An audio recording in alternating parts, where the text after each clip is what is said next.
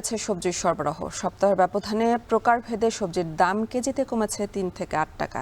এ নিয়ে আরও জানাতে ভাট বাউর সবজির আড়ত থেকে যুক্ত হচ্ছেন সহকর্মী আসাদ জামান।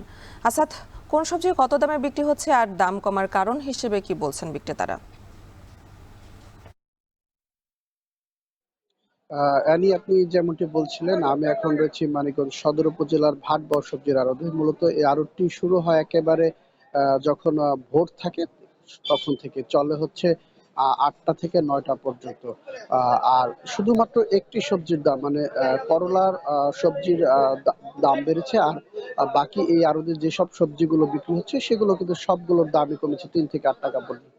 আজকের বাজার দর সম্পর্কে যদি একটু বলতে চাই, যে পটল ২০ টাকায় বিক্রি হতো সেটা আজ ১২ টাকা দরে বিক্রি হচ্ছে কেজিতে। আর ধুন্দুল যেটা ১৬ টাকার ধুন্দুল সেটা ৮ টাকা। আর ঝিঙা যেটা ১৮ টাকার ঝিঙা সেটা আজকে ১০ টাকা। পেঁপে ২৩ টাকার পেঁপে কিন্তু আচ্ছা ১৫ টাকা কেজি দরে বিক্রি হচ্ছে। অপরদিকে কহি ১০ টাকা, যেটা গত সপ্তাহেও ছিল ১৮ টাকা কেজিতে।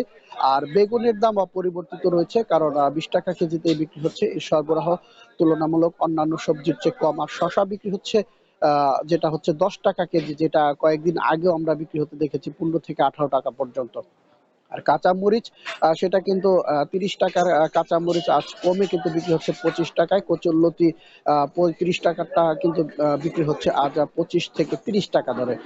আর কাঁকরোল, যেটা এটা নতুন সবজি হিসাবে আজ আড়তে এসেছে, এটা আজ বিক্রি হচ্ছে ৩৫ টাকা কেজিতে। আর অপরদিকে যে লেবু আমাদের এখানে আড়তে কেজিতে বিক্রি হচ্ছে, সেটা ২০ টাকা, ১৫ টাকা, ২০ টাকার কেজি। ১ কেজি লেবু আজ সেটা বিক্রি হচ্ছে কিন্তু ১০ টাকা কেজি দরে। আমরা কথা বলেছি এখানকার আড়তদার এবং যারা ব্যবসায়ী রয়েছে তাদের সাথে। তারা জানিয়েছেন যে অন্যান্য যে সপ্তাহের তুলনায় কিন্তু আজ সবজি সরবরাহ বেশ ভালো।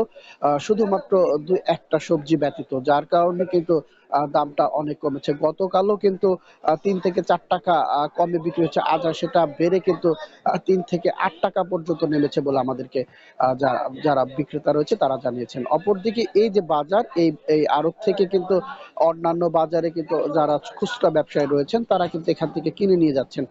তারা এখান থেকে যে দরে কিনছেন তার চেয়ে ৮ থেকে ১০ টাকা বেশিতে কিন্তু তারা অন্যান্য যে বাজারের দূরত্ব যত বেশি সেই বাজার থেকে তারা কিন্তু বিক্রি করছেন বলে আমরা জানতে পেরেছি।